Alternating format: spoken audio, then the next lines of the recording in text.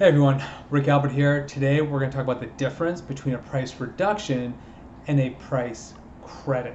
Let's get started.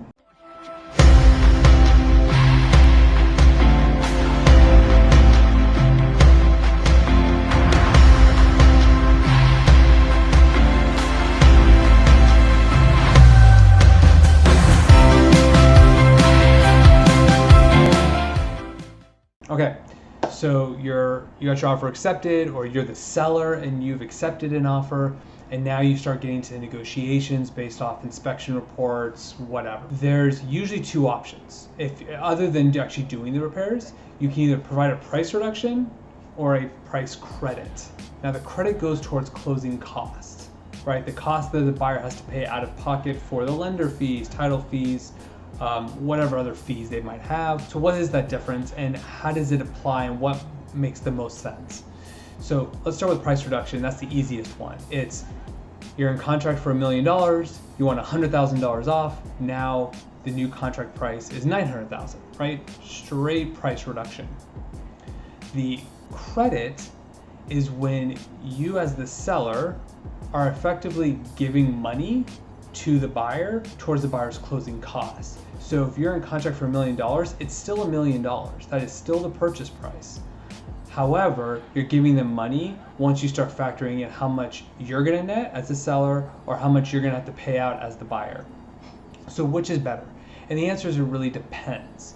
If you're the seller, ideally you would do a price reduction. Why? Because most of your costs are based off a percentage of the contract price.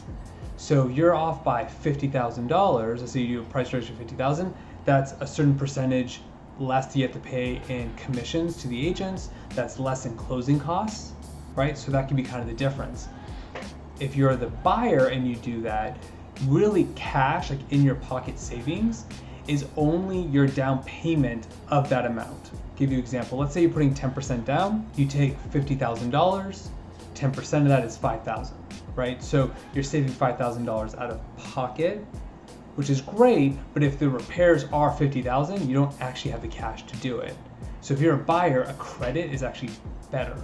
Yes, you can argue over the long run, lower loan amount, lower property taxes, that sort of deal, but typically it's not that much more of a difference, especially right now because the interest rates are so low.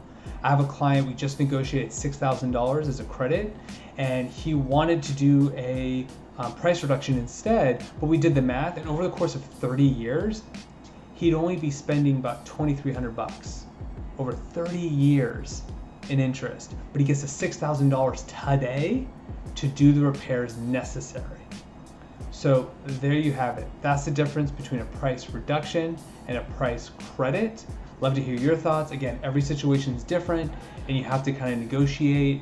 I've had clients do a combination of both, price reduction and credit. Really just depends. Love to hear your thoughts. Comment below, share with your friends. Thank you guys so much, and I'll talk to you next week.